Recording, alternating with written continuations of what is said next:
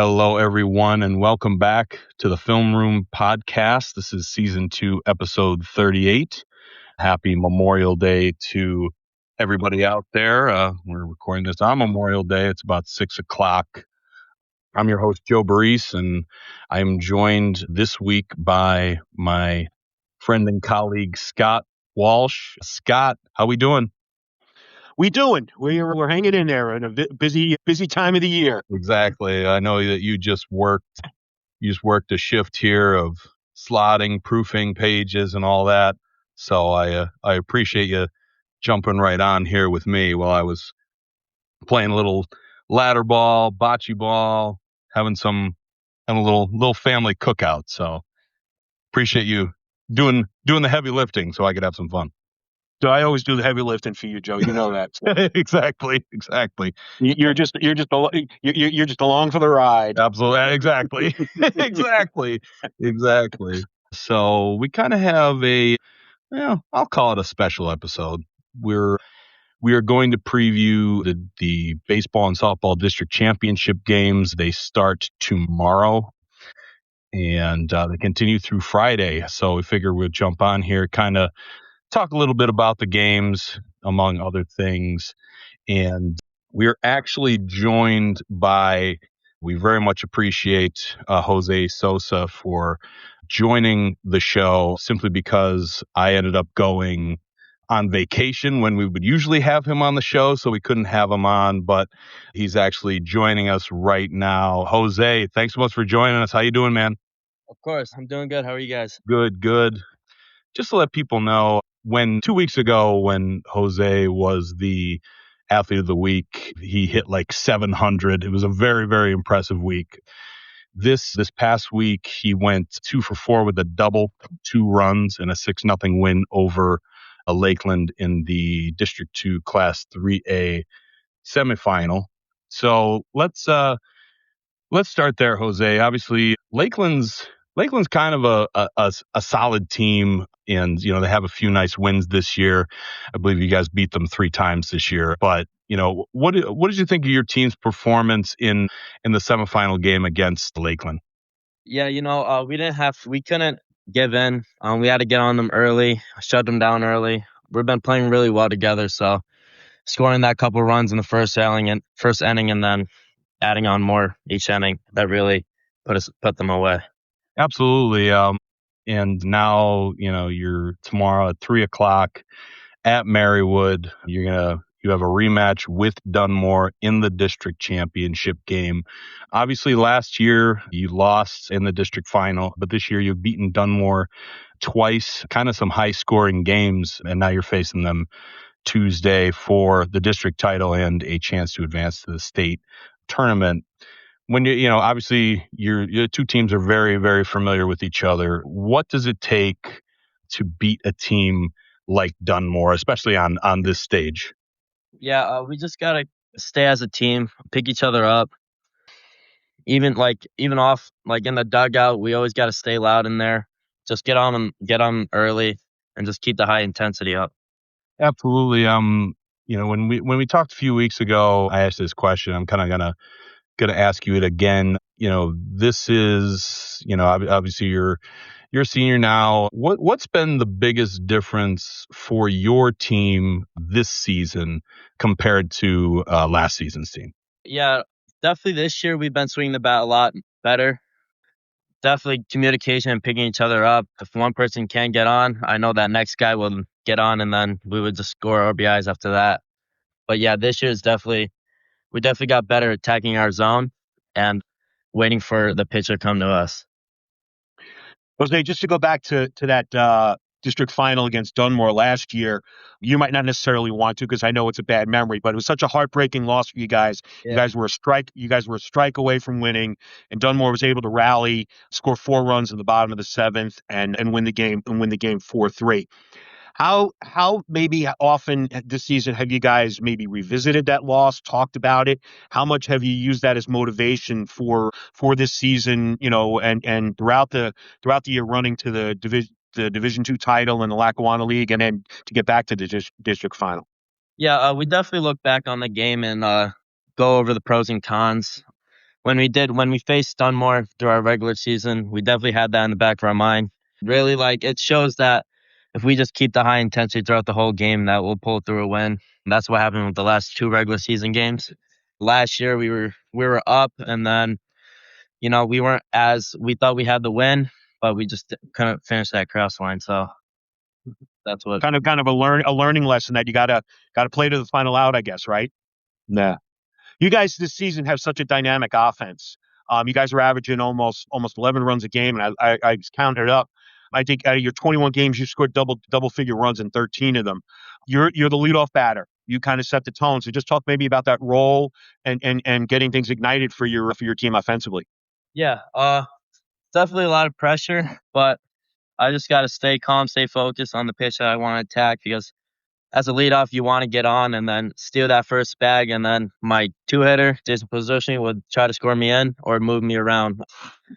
1 through 9 were definitely solid. The bottom of the order, I trust them to get on base so I could hopefully drive them in, and then it's just a repeat after that. With that first time up, you try to take a few pitches to let your your teammates kind of see a few pitches from the opposing pitchers, or if it's one of those things, if he throws a perfect pitch, right, first pitch you're jumping all over it. Yeah, my first at bat, I'm definitely looking for my pitch. I'm not trying to chase out of the zone, whether it's a first pitch or not. But it really, like, I get that you're trying to say, like, we're trying to relay on pitches and see as many pitches as we could. But my 2-hitter, I trust in him, and I know that whatever throws at him, he could swing in and then move me over. So it definitely helps the bottom of the order, so they could get more pitches, work the pitcher, and then hopefully when next time up, we get a weaker pitcher. Absolutely. Jose, you've talked about Jason Puslesny, even when we talked a couple weeks ago on his importance to the team. Is there, maybe either talk about him, or is there a teammate that has kind of impressed you the most this season with their, either with, their continued consistency or even their development this season? Yeah, definitely Nick Bohanec. He's been swinging it really well for us right now, scoring all the RBIs. He bats 3, I believe, or 4. And then we have Caleb Sosa. He's my brother. He definitely helps the bottom of the order and scores the top of the order guys in. So he's been really consistent with that, and I trust him to keep the line moving. Absolutely. What's I think we talked about this a couple weeks ago too, but it's got to be a unique situation where you get to play alongside your brother. What is that like for you? It's a great chemistry on the field. It's a really good experience since we've been playing baseball for like almost our whole life and then practice together. So it's a great bond that we have off and on the field. We usually talk about the game a lot, so it's a great experience. Absolutely. And you also kind of have a unique, I feel like most teams kind of have, like, you have your leaders and then you have your underclassmen, and obviously you guys have that, but you're very, very senior heavy. What's kind of the dynamic of the team like when it comes to like leadership, like, and what is your kind of role when it comes to the leadership of the team? My leadership is just trying to get on base as a leadoff hitter, and then the rest, like, us older guys have to show like how to carry ourselves off and on the field, not to bring that bad negative on the field. We usually, like, us older guys, we look up to each other too, and then we give feedback to the younger guys. Absolutely. Scotty, you got something?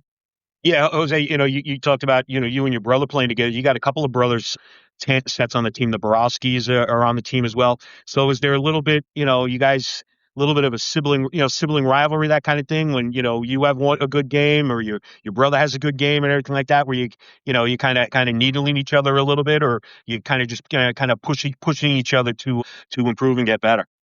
No, we usually play as a whole, whether we're brothers or not. We're all family, so we just push each other to get better every day. Absolutely. Jose, tell me a little bit about how, when did you start playing baseball, and, what kind of hooked you to it? What did you like about it? I started playing when I was 8, so I was like Little League. Yeah. At first, I was a multi-sport. I played soccer too. I really enjoyed playing soccer, Yeah. and then turned out I was pretty decent at baseball, and then I got better throughout the years. I played travel baseball in Northeast Pride University, and then I saw the recruitment, and then I wanted to play in college, so I tried to grind throughout that, and then I committed to Bloomsburg University. Yeah, let's talk about that, and let's start with the baseball aspect. What kind of turned you on to Bloomsburg University? So the recruitment was pretty rough in the beginning. Towards the end, I had a better season, and then coaches started to come, and then I went on the visit with Bloomsburg. There's a former teammate that I played with, Casey O'Brien. Yep. He plays there now. He told me great things about that program, and then once I visited that place, I saw the vision of me playing there. So I love their campus. I love the coaching staff, and I just thought it was a great fit for me. Absolutely. Well, I'm sure they're happy with your season this year. You're hitting like 520, so I'm sure they'll be happy to get you next year.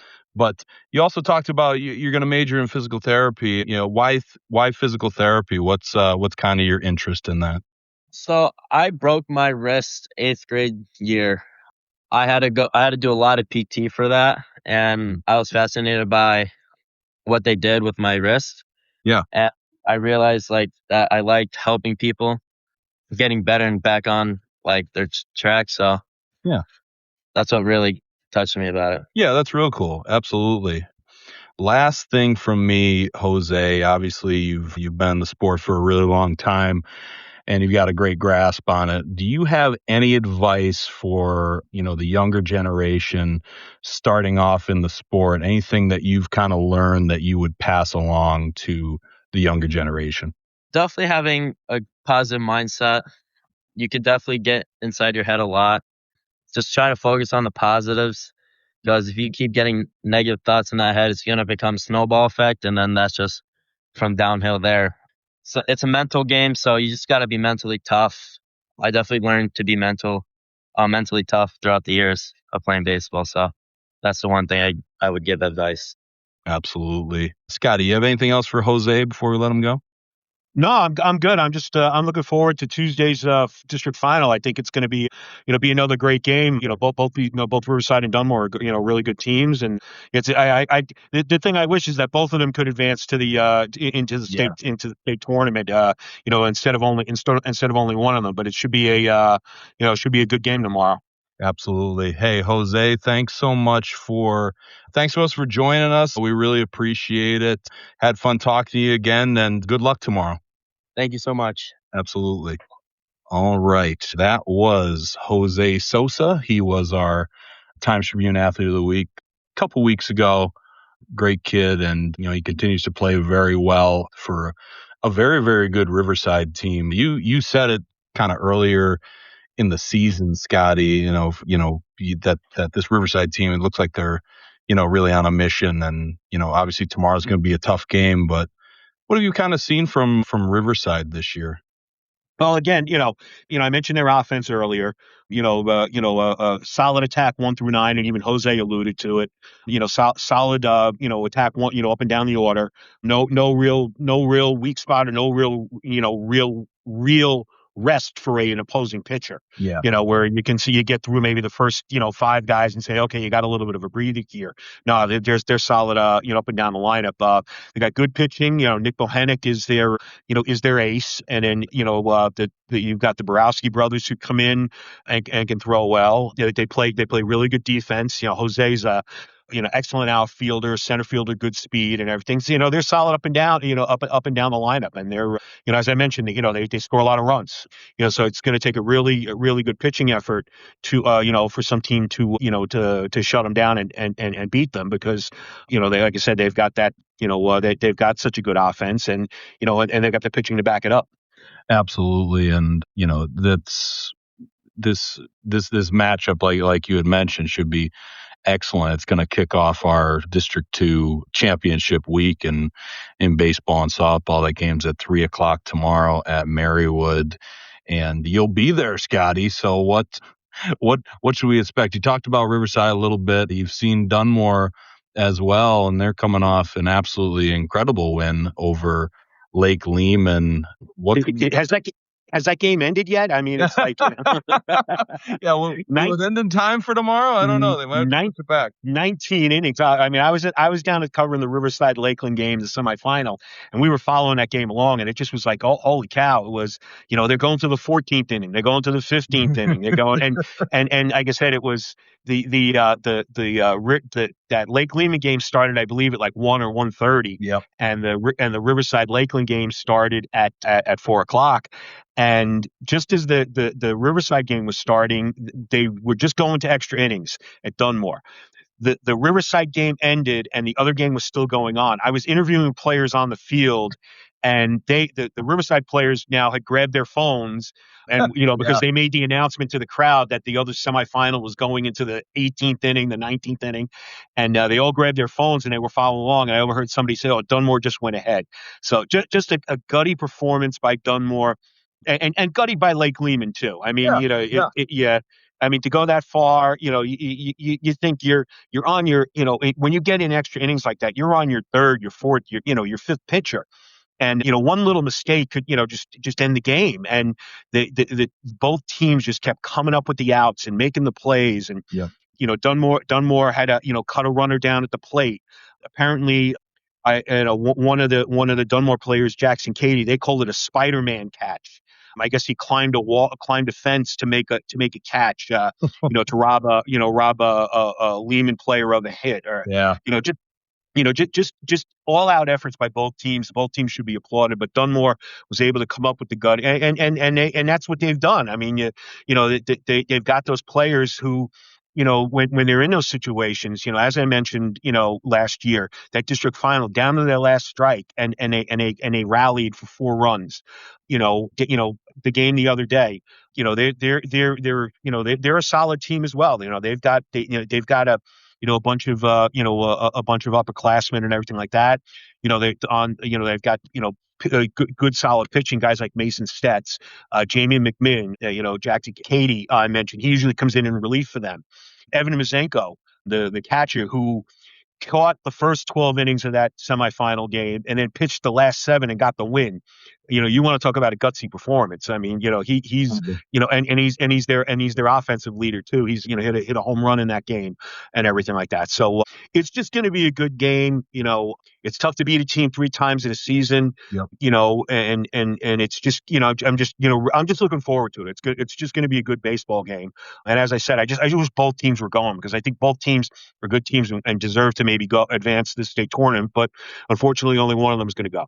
Exactly. And I should mention Evan Mazenko, as you said, he was this week's Times-Tribune Athlete of the Week. He went 5 for 9 with 2 home runs and 5 RBIs in 2 wins in the quarterfinals against Western Wayne. It was 2 for 3 with a home run and 2 RBIs in the 5-1 victory. And in that semifinal against Lakeland, you said most of the stats, but he went 3 for 6 with a home run, 3 RBIs in that 6-5 19-inning win over Lake Lehman, caught 12 innings, and then pitched the final 7 to get the win. Pitched basically a 2-hitter with 3 strikeouts, didn't allow a run, didn't allow a walk.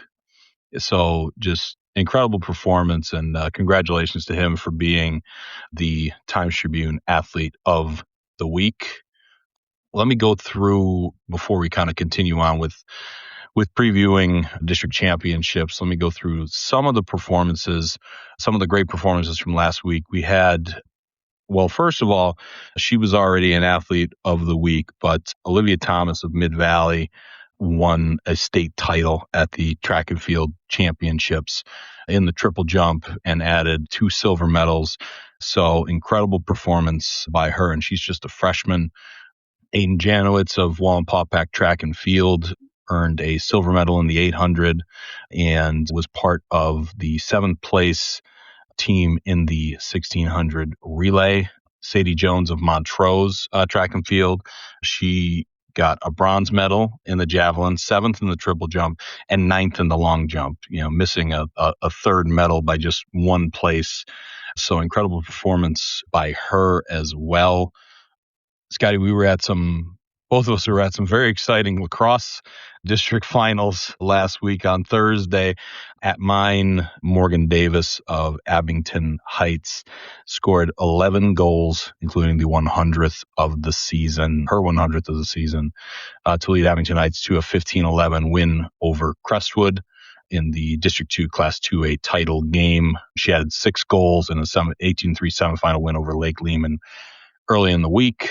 Mackie Lynett of Scranton Prep Lacrosse, he had 6 goals, including the game winner in overtime to lead Scranton Prep to a 15-14 victory over Abington Heights in the District 2 Class 2A championship game.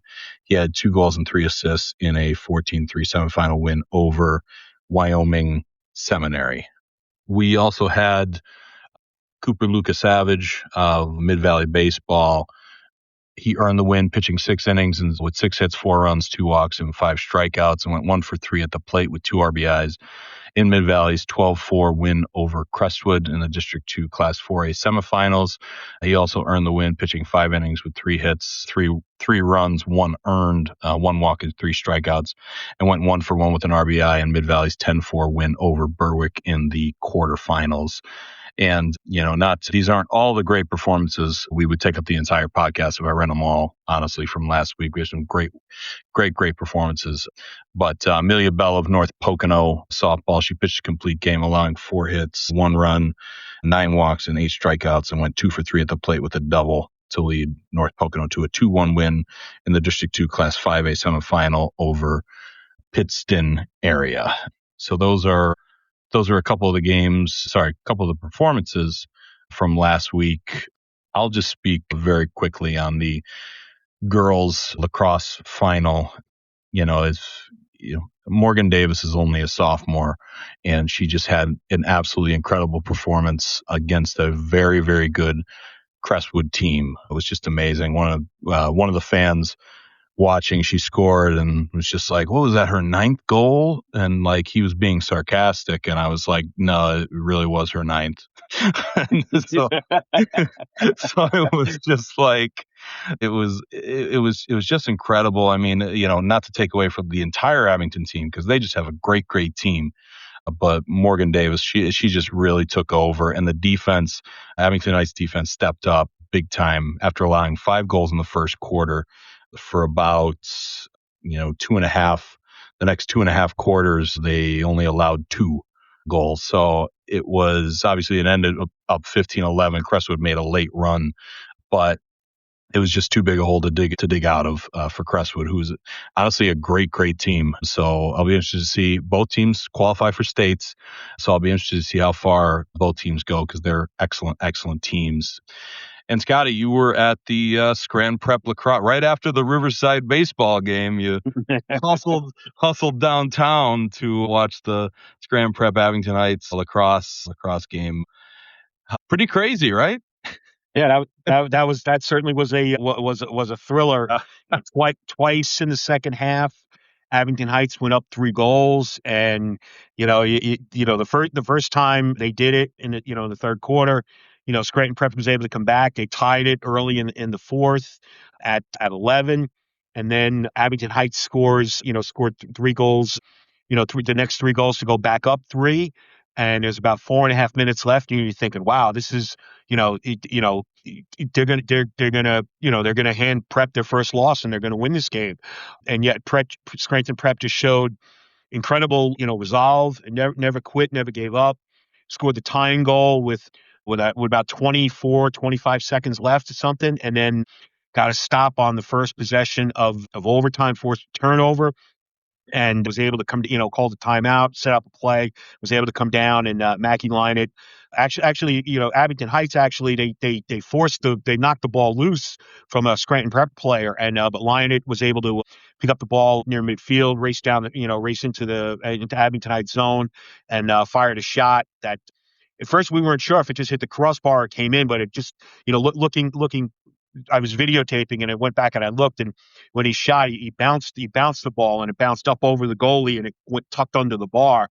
But if that didn't go in, his teammate Will McPartland was there for the rebound, and he knocked in the rebound just to make sure. But it definitely was Mackey Linett's goal, and just a great comeback in an exciting game by Scranton Prep. And there, the good thing is, you feel bad for Abington Heights. It's a tough loss, but at least they're, like you said, in the girls with two teams going, both of these teams advance.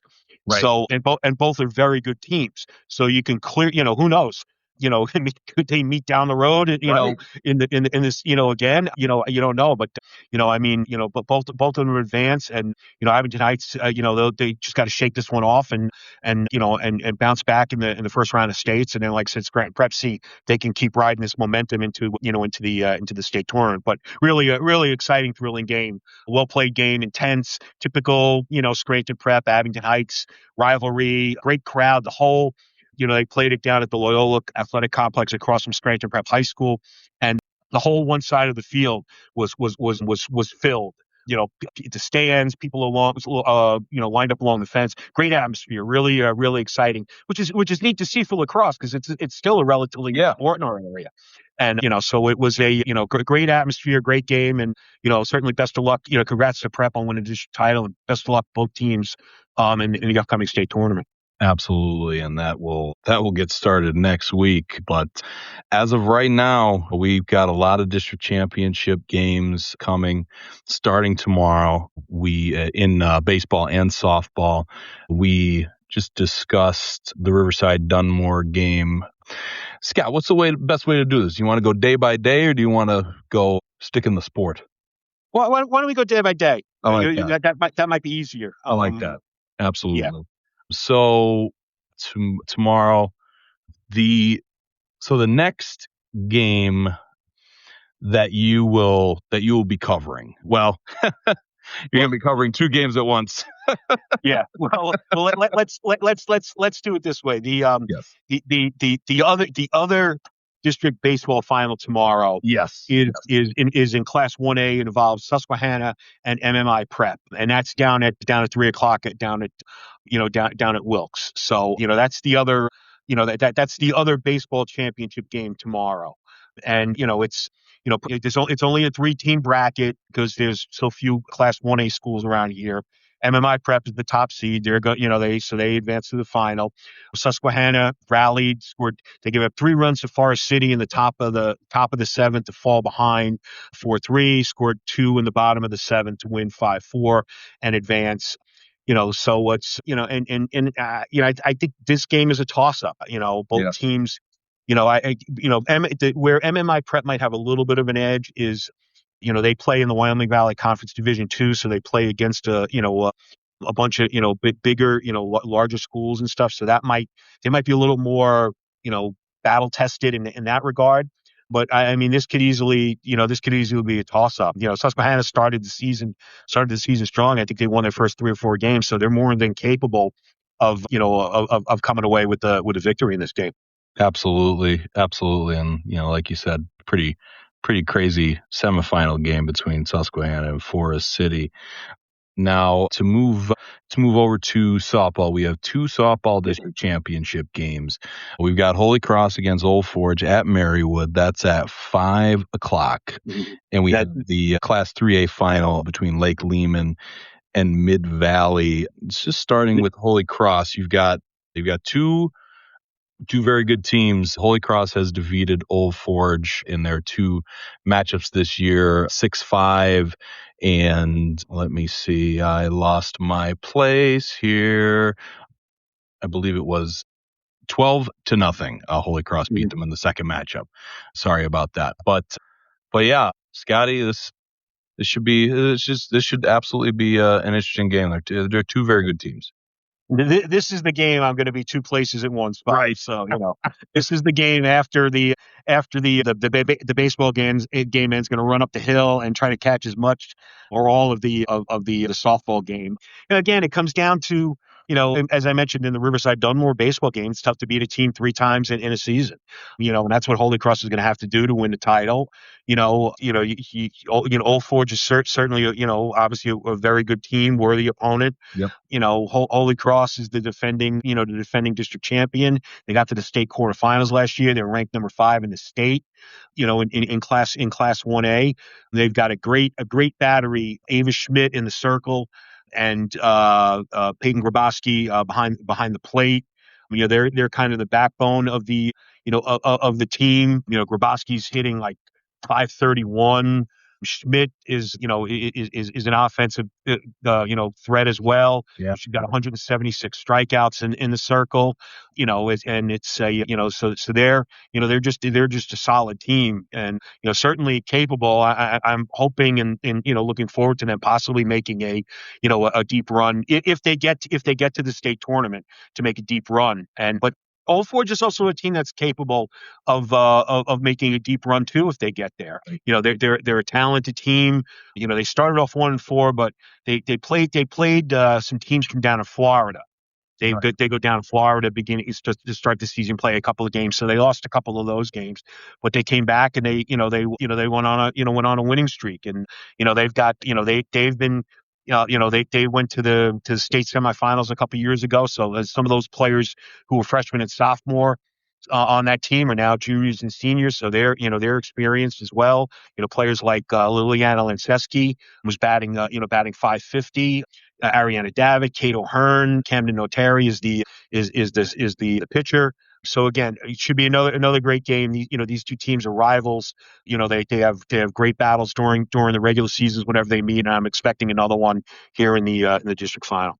Yeah, absolutely. Holy Cross, I believe, has won 10 straight games, and Old Forge had a nice win this year against Mid Valley, and Mid Valley's had some battles with Holy Cross. So Mid Valley handed Holy Cross one of its 3 losses. Yes, exactly. So it goes to show you the division games that these teams had to play, and it should be another good one, like you mentioned.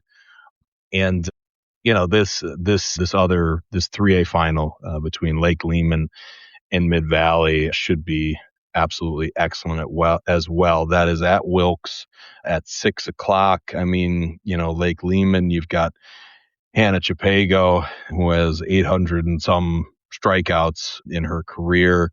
You've got Ava Hazelton for Mid Valley. It's just this should just be another incredible matchup here. Yeah, it's a rematch from last season that Mid Valley won. They're going for their 7th straight title. Our colleague from the Citizens Voice, Tom Fox, thinks this district final could be the best out of all the district finals. Yeah, in softball and everything like that. Just because it's they're evenly matched teams. You mentioned the 2 pitchers. Both have talented players in the lineup, young players too. So it's they're gonna be they're gonna be around for a number of years. Mid Valley's got freshmen like Angela Laskowski and Marley Morano, who've just it's the case of they don't rebuild, they reload. I mean, Mid Valley went to the state semifinals last year, graduated a couple players, and boom, in step a couple of freshmen, and they don't miss a beat. Right. And Lake Lehman's got some young players too. They start 4 freshmen, but you mentioned obviously, Hannah Chapago, she's a James Madison commit. Yep. She's a senior. She kind of leads the way. They've got another Division I commit, Caitlin Brudnicki, who's an all-state player last year and is going to Frostburg State. She's an offensive threat. So it's just, again, 2 evenly matched teams.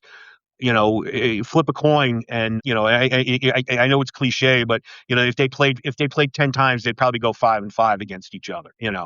It just is it's a toss up, and it's going to come down to whoever makes the fewest mistakes. Right. Is going to come away with the win. Absolutely, and that's all we have for Tuesday. And then we move on to Wednesday, where we have 4 District 2 softball finals. In Class 2A, we've got Montrose against Dunmore, and that's at the University of Scranton's Magis Field. That's at 6 o'clock. Class 4A final as well. Tunkhannock versus Valley View at Wilkes at 6. That's 2 teams that are becoming, if not already, very, very familiar with each other in this situation. Class 5A final, North Pocono versus Abington Heights. That's also at the University of Scranton. That's at 3 o'clock. And the Class 6A final, Williamsport versus West Scranton, and that's at Wilkes at 3. Scotty, let's start with the 2A final. We've got Montrose, Dunmore. These are teams that I believe, they faced off during the season. Dunmore winning 5-4. So this should be a battle. Dunmore coming off a very nice win over Holy Redeemer. This should be another good one. Yeah, this is the most intriguing matchup. Yeah, because it's an unknown. right. There's gonna be a new champion in Class 2A. For years Elk Lake, dominated 2A, and then Redeemer beat them last year, and then Dunmore beat Redeemer in the semifinals. So you don't know kind of what we're going to get in this game. But as you mentioned, Dunmore did beat Montrose by a run during the regular season. Lady Bucks are led by Rachel Walsh, Paige Ankarani. She threw a perfect game in the semifinals against Mountain View. Right. I believe it was only a three inning game, but it was still 9 up, 9 down in that game, and she came on in relief to get the win against Holy Redeemer. So both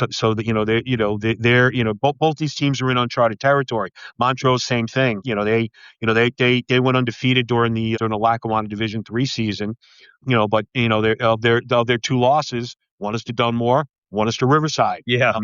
Who like I said, who they like I said, you just don't know what to expect from out of this game. So so that'll make it an interesting matchup. Montrose has got some players, some key players. They've got the Kublo sisters, Khalees and McKenna, who are kind of lead the offense. Kara Evans, who I believe is a standout tennis player. Yep. So she's one of their key players offensively. Allie Legg, who I know from covering state, from golf, she's an excellent golfer. I thought I saw something that in that game, in that semifinal game, she reached to the 100 career hit mark and everything. So again, this is one of those games that you look forward to for the uncertainty. Because you don't know what's going to happen. It's going to be like just kind of show up and like sit back and be entertained and find out what happens. So yeah, absolutely. Yeah, Kara Evans, she can swing a tennis racket, she can swing a bat. So good for her. But what do we got next, Scotty? We got the 4A. Yeah, 4A. Let's do that since we're if the Lake Lehman Mid-Valley final is not going to be the best, then Valley View and Tunkhannock could very well be the best of the district finals. This is, familiar with each other. 5th straight year, I think, that they're meeting. Valley View's got the edge. I think they've won 3 of the previous 4, including last season. Of course, the Cougars went on and, went on and won a state championship in Class 4A. Tunkhannock, they're solid. I mean, they're 21-1, and the interesting thing too is this, Tunkhannock is going down to Class 3A next season in the new cycle. So this is going to be the last time they meet for a while in the postseason, or at least for 2 years, unless Tunkhannock, if Tunkhannock moves up again in 2 years. But like I said, Valley View's got, they got Abby Call, the Clemson commit who's back for his senior year, hitting 650 and 7 home runs, 31 RBIs, also 13 wins in the circle.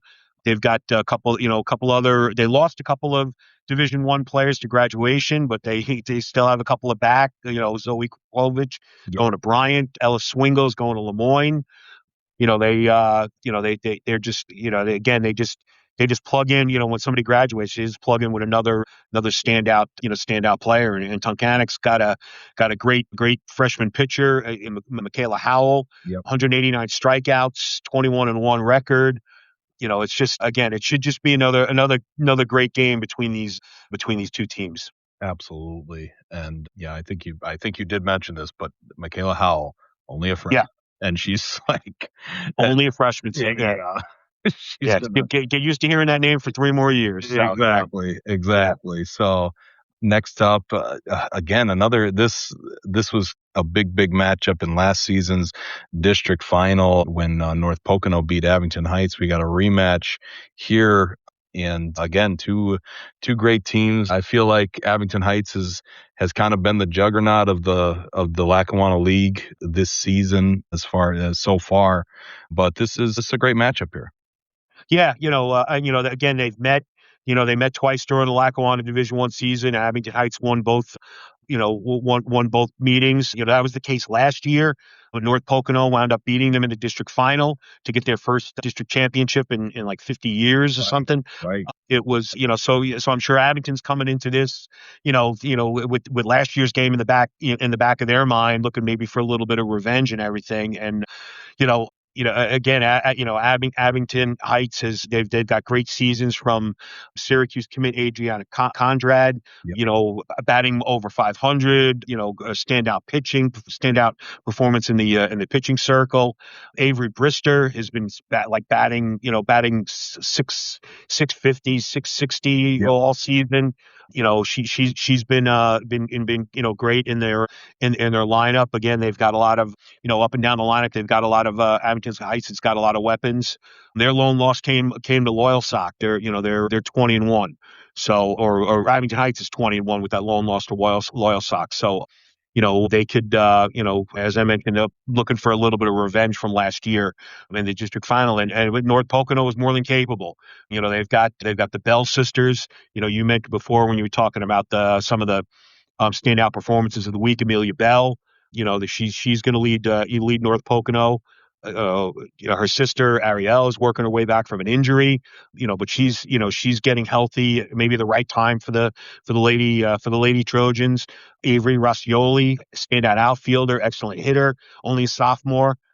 She's batting over 500 for the Lady Trojans. So again, these teams know each other. There's going to be no mystery or anything like that. It's just, they know each other well from playing in the Lackawanna League Division I. And again, whoever comes down, as I mentioned in the Mid-Valley Lehman and even in the Tunkhannock Valley View, whoever makes the fewest mistakes is going to come out on top in this one.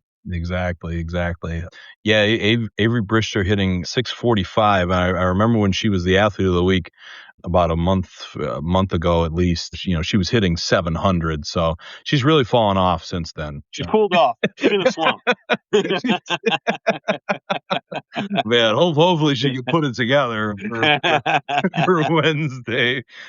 So, but yeah, just incredible. All joking aside, incredible season for Abington Heights, and you're right. I mean, this is a very good North Pocono team. So this should be another battle, and kind of an interesting one here in Class 6A, Scotty. I think West Scranton has had a really good year, and they find themselves in the district final against Williamsport. You got anything from this game? Well, again, this is great to see for West Scranton. They're kind of overshadowed by the fact that they play in Lackawanna Division I. Excuse me, with Abington Heights, Valley View, and North Pocono. They garner a lot of the attention. But as you mentioned, West has had a great season. Chance to win a district championship here. They've got some standout players like Mia Tallow, who's batting 469, 27 with 27 RBIs. They've got a standout pitcher, a sophomore, Kaylee Connor. She's got over 120 strikeouts. So this is a chance for West Scranton to grab a share of the spotlight. Yeah. that maybe, like I said, it just hasn't had a chance to because of the fact that they play in Division One with all those, with Abington, North Pocono, and Valley View. But and they, this is a class that's been dominated by Hazleton area and by Yeah. Williamsport. Yep. So this is a chance for for West Scranton to to crack to crack the spotlight there and possibly win a championship. And Williamsport's a good team. They're 17-3. They are, and these teams did meet earlier this season, and Williamsport did win the game, but playoffs, they're a totally different animal. It's again, you never know what could happen, but certainly great chance here for for West Scranton to punctuate what's already been a good season regardless, with possibly a district championship. Exactly, Scotty. I'm glad that you did bring up. This is a different time. Anything could happen in any game. It's one game, and these teams have really showed they've already shown that with some of the battles. So no matter how many times teams have lost or won, that's why they play the games, Scotty. That's why they play the games. So that's it for Wednesday. Thursday, we have a couple District 2 baseball finals in Class 5A. Piston area is going to take on Dallas at the University of Scranton, and 6A. The Wilkes-Barre area is going to take on the Hazleton area at Wilkes. Obviously, if you listen to this podcast, we usually stay a little centered Lackawanna League-wise, but we do stretch it to District 2. Obviously, I don't know if you have anything on these games, Scotty, but obviously, Pittston area has been excellent for a while. I feel like, Elijah Barr and Bo Whittick and others have just been excellent. They just beat a very good Abington Heights team on Friday in the semifinals. So, Scotty, anything from these two games? Yeah, obviously, you mentioned Pittston, they're a defending champion, and you mentioned Barr, the standout player. He's actually, he missed some time with a little bit of an injury, but he's back and playing again back at the right time, getting healthy and everything like that for the Patriots. I mean, they're they're a very good team. They beat beat a good Hazleton area team in a playoff to win Wyoming Valley Conference Division One. They and as you mentioned too, they beat a very good Abington Heights team in the district in the district semifinals. So they'll be looking to to add another district championship, and they're playing a Dallas team that Dallas only had two. I guess if you're only going to have two hits in a district semifinal, make them both solo home runs and win the game 2-1, because that's what the Mountaineers did against Wallenpaupack. Yep. They Wallenpaupack gave got a great pitching performance, and only give up two hits, but they were two long balls, and and Dallas was able to able to come through with the victory and everything. So again, these are teams that are familiar with each other from facing in the Wyoming Valley Conference. The Pittston area won both matchups during the season. So again, it comes down to, can they beat a team a third time? So that's the that'll be in 5A, and that's at the University of Scranton's Volpe Field on, as you mentioned, on Thursday. And then the 6A, been there, done that. Wilkes-Barre area and Hazleton area, meeting for the second year in a row. Wilkes-Barre area, they've won a couple of games in extra innings. They beat Scranton in the first round in 11 innings, and then they knocked off Williamsport in 9 innings in the semifinals. So, they've made a great. They're on a little bit of a high here on the playoffs. Making, reaching the district. The district final and everything, and they could, Hazleton, bounced back. They won in there. They had lost 3 straight games coming into the playoffs, but they kind of recovered and bounced back, beating Valley West in the semifinals 8-0. So but it remains to be seen if they're if Hazleton is all the way back. But Right. Again, you're talking Hazleton area. He's got a really good team.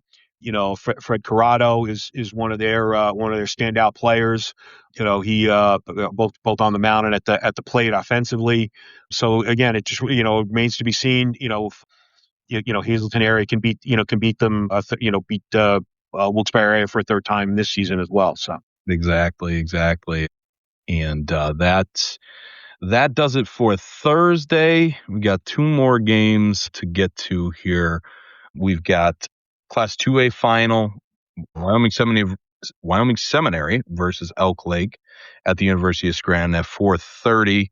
In the Class 4A final, Wyoming area against Mid-Valley at Wilkes at 4:30. Scotty, let's start with a little Wyoming Seminary Elk Lake action here. What are we looking at in that game? Seminary's been they come in as the number 4 seed, and they've kind of been the bracket buster a little bit in the playoffs. They beat Old Forge in the first round, and then they knocked off Holy Redeemer in the semifinals. So they're on they're on a little bit of a run here to advance, and in that game against Redeemer, they were down. I believe they scored 5 runs in the top of the 7th inning to win that game 6-5. I think they were down 5-1. Yeah. So another team that back to the wall were able to kind of come through there and advance, and they're led by a standout player, Leo Knockley, who's getting a lot of Division I looks and everything like that, batting over 400. So he'll lead the way for the Blue Knights. And Elk Lake, they've been here last couple of years. I think 3 years ago they were district champs. I think 2 years ago they lost in the final to Mountain View, and then last year I think they lost in the semifinals. But they've got a lot of a lot of players who have been through this through these district wars before. Alden Felker, their catcher, is one of their top players, batting over 400. Braden Miller, he had I think 10 strikeouts in the semifinal win over Lackawanna Trail. So he's another standout player.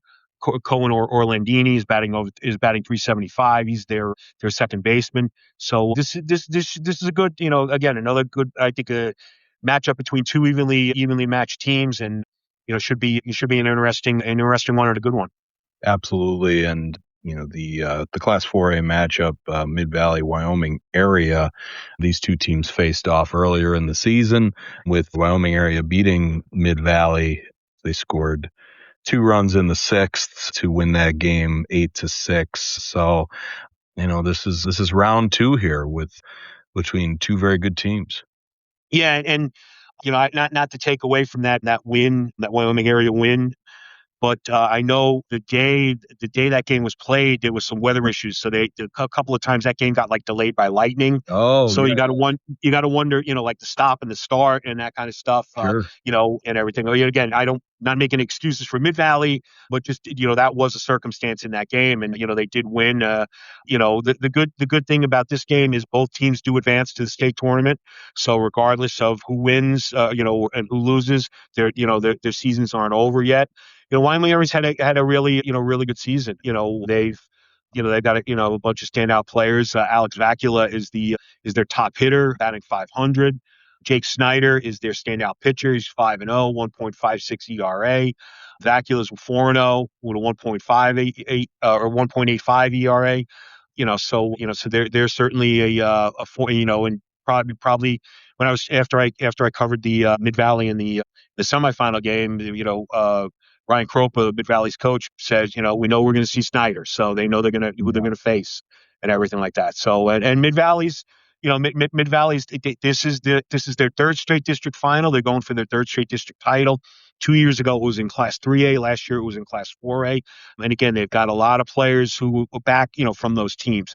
Guys like Nick Mills, the slugging first baseman, he plays both corner positions, first and third base. They've got, Nick has got 4 home runs and 25 RBIs. He did miss some time with a little bit of a sore elbow, but he's back playing. He made a throw from third base the other day, and I was just like, I guess his elbow's okay, because it was he caught a line drive and he threw the first double off a runner, and it was a pretty good rope that he threw it on. So yeah. Cooper Lucas Savage, you mentioned him earlier about one of the standout performers. He's their top pitcher. I would presume he'll probably get the start for the Spartans. They've got Joey Romanowski, his shortstop. He's batting .467. Slick fielder. Catalyst at the top of the line. He bats second in the lineup. Kind of one of the catalysts to get there. Set the table for guys like Mills and Brett Yanofsky and Jake Bondi. So they're another team that can that can score some runs up and down 1 through 9 through the lineup and everything. So again, should be another good game, good rematch from earlier this season. And like I said, the fortunate thing is both teams are advanced to the state tournament. Absolutely. So that concludes. Those are the district championships this week in baseball and softball.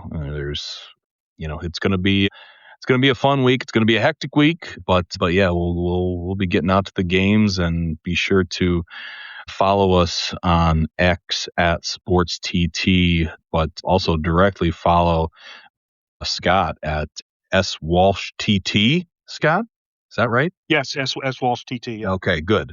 But you figured I would know that for sure by now. But yeah. you don't follow me on social media. So. I retweet you sometimes. Yeah, sometimes. Yeah, Exactly.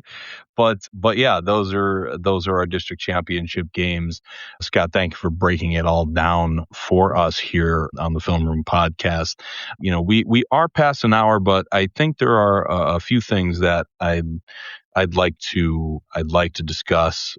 A funny story. I was wearing a Wilkes-Barre Scranton Penguins hat the other day, and someone saw it and said, "Go Pens." And I forgot what hat I was wearing, Scott. And I said, "Yeah, maybe next year." And he said, "No, go Pens." And I took my hat off. I'm like, "Oh, crap. Yeah, go Pens." Mm-hmm. So, yeah, I felt like an idiot in that situation. But I digress. Scotty, the Penguins are on to the Eastern Conference Final, and they will be facing the Toronto Marlies starting on Wednesday, where they'll be at home. They'll be at Mohegan Arena for the first two games, Wednesday and Friday. Scotty, you were there on Saturday. What a great game for the Penguins, and what a great game for the fans to enjoy. Yeah, they just come out from puck drop to final buzzer and just totally dominated in that game. They left no doubt that they were going to win that game in advance and eliminate a very stubborn Springfield Thunderbirds team who had pulled off a couple of upsets in the first two rounds, needed the last week of the season just to get into the playoffs, and pushed the Penguins to the deciding fifth game of that series. But they they just came out, scored 4 goals in the first period, never let up in the second or the third, won 8-1 to reach the conference finals for the first time since 2014. And this is a team that they're playing very well. They play together, and they could very well make it to the Calder Cup final and possibly win it. They, out of all the teams remaining in the final 4 teams remaining in the tour, they finished third in the league with the most points, and the two teams that finished ahead of them have been eliminated. So they've had the most points of the remaining teams, and which means they're going to be home. They'll have home ice advantage for this series, and if they make it to the final, they'll have home ice advantage for that. And that's something the players talked about, after the game. There's a really good crowd there down, on Saturday night, almost 6,000 people, and they were loud and they were raucous, and it was a great atmosphere. And the players fed off of that. They said they could feel the energy, and they they were, just like, let's sell the place out for the Eastern Conference Finals. Let's pack this place. They were, they really were buoyed by the fans. So it's, they're getting great goaltending from Sergei Murashov. His goals against average is like 1.74 in the playoffs. He's playing, laser focused. They've got guys that aren't they don't have that one standout scorer, but it's a team effort. I mean, they've got, they can roll four lines. They've got a good defenseman and everything, and they're in the mix this year. They really are, and it would be great to see for this area if they were able to make a run and get to the final and maybe finally bring a Calder Cup championship to Wilkes-Barre Scranton. Absolutely. Sky, did you see Coach Yost from Remember the Titans down there? Run it up, Herman. Leave no doubt. Well, that was I don't know if they were trying to run it up, but the fans started chanting, "We want 9" after they scored 8 goals. So That's awesome. and what did I text you? It was like, save some goals for the conference final. It's Save some goals. Yeah, don't use them all up. Don't use up all your offense here. But no, it really was. It was their best performance of the postseason, like I said, start to finish. I mean, they smothered Springfield, never let them do anything.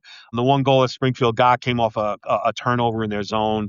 So it was, like I said, it was a thorough performance, and hopefully we'll see a few more of them in the conference final. Toronto's another good team. They're a team that they've in each of their first three rounds they've gone to the deciding game and they've won the deciding game. The first round was a best of 3. They won game 3. Second round was a best of 5. They won game 5. Yesterday they were in game 5 against Cleveland. They were down 2-1 with 4.5 minutes left. They scored the tying goal with 4.5 to go and scored the winning goal with 11.3 seconds left. Just when you thought it was going to overtime, they scored the game. So, there's a resilient bunch, and I'm sure they're going to come in on a bit of a roll. So it should be a good series. Absolutely, Scotty. And just to cap it off this way, you're also our motorsports writer, obviously going out to Pocono in a couple weeks now for the NASCAR weekend. And, last week we did have some absolutely terrible news in the motorsports world with Kyle Busch's death. He was 41, I believe, and he had pneumonia, and he just, all of a sudden it just all kind of happened so fast. Just a terrible loss, obviously not only in the sport, but with his family. And this is just terrible. And you got to experience part of his career with your with what you do with us. So talk a little bit about Kyle Busch. Yeah, I kind of got to experience his whole career. Yeah. And certainly one of the sport's most talented drivers. Held the record for wins across all 3 national series. He dominated and won in the Truck Series, dominated and won in the whatever it's called this year, formerly the Xfinity Series, formerly the Busch Series. This year it's called the O'Reilly Auto Parts Series. It just, it just was, it's such a shock and a tragedy. I remember seeing the alert that he was going to miss the race because of an illness, the Sunday race, the Coca-Cola 600. And I was thinking, oh, geez, that's too bad. Hope he's okay and everything. Hope everything goes well. And then I was getting ready to cover the lacrosse game that we talked about earlier, and my phone buzzes, and I get an alert that Kyle Busch has died at the age of 41. I was like, what? And so now it's like I'm looking at social media in between, during timeouts and stoppages and everything like that, just to try to find more about it. Really, just a tragedy. The sport's certainly going to. Is going to suffer without him there. He could be difficult to deal with when he wasn't running well. He would give the media a hard time on some things. When he was running well, he was great to deal with. He certainly had plenty of success at Pocono. His truck teams won like 6 or 7 straight races at Pocono. He won 3 times, I think, at Pocono in the Cup Series. This was one of the tracks that he excelled at. And I feel bad. I noticed a difference in him after he became a father. I mean, his nickname is Rowdy, and he still had that little bit of feistiness and fieriness and everything like that and everything. But especially as his son Brexton got older, and he was really involved in his racing career. I remember asking him a question about that, and he said helping Brexton it actually made him a better driver because he was serving as Brexton's crew chief. So he was, like tuning up his little cars and everything, whatever he was driving. And it made him kind of understand a little bit more about what his crew chief was going through and what his teams were going through and that kind of stuff. And he said it made him a better driver. So watching the ceremonies yesterday, them honoring him before the race down at Charlotte was just absolutely, gut wrenching. It's certainly, like I said, it's certainly his loss is going to be felt. He influenced the careers of a lot of drivers, and curious to see how Pocono. I'm sure Pocono will do some sort of a tribute for him in a couple of weeks when the series is here. And just your heart goes out to the family. His wife. He's got 2 young kids. I mentioned Brexton. He's got a young daughter too. And it's just just prayers and thoughts going to the family that they'll get through. Time will heal and they'll get through this. And the one good thing about NASCAR is it's a family, and the NASCAR community will help them get through this. Right. Help the Busch family get through this. Absolutely. Absolutely. Well said, Scotty. And I think that's where we will stop this episode. Way to end it on a down note. I know, seriously, such a down note. I wish I had something happier to end on. We should have flipped. We should have talked about Kyle Busch first and then the Penguins. And then the Penguins, exactly. But first of all, thank you to Jose Sosa for joining us on top of the show. I'm glad that we could catch up with him and get him on the podcast. We'll have to try to do the same with Evan Mazenko. We just couldn't find a good time today to get him on the podcast with my schedule and his schedule. So, but yeah, thank you to Jose for joining us. It was great talking to him. Thank you. Be sure to follow us this week, as I said, at SportsTT on X, at SWalshTT, to follow Scott. He'll be very, very busy this week and out at a bunch of places. And be sure to follow us. Go to the website, thetimes-tribune.com/sports. Follow us on Instagram and Facebook, Times-Tribune Sports. Follow Joby's Facebook page for the Times-Tribune, not his personal one. Joby Fawcett, the Times-Tribune. And be sure to subscribe to this podcast wherever you get them, Apple, Spotify. It's on YouTube, it's on Amazon Music, and of course it's on Podbean, where we record this as much as possible during the year, mostly every week, but not every week. That'd be lying. So, and last but not least, Scott, thanks for joining me today. I really appreciate it. I know you've had a long day already, but appreciate your insight on everything, especially these District 2 baseball and softball championships games that'll be happening this week. No problem. Hopefully we didn't run too long breaking everything down. So. Oh no, we'll be good. We'll be good. And hopefully we have good weather this week, Scott. Yes. I'm hoping. I think the weather, the forecast is it's going to be like in the 70s and at least dry and stuff. So I think we should be good there. So good, excellent. So.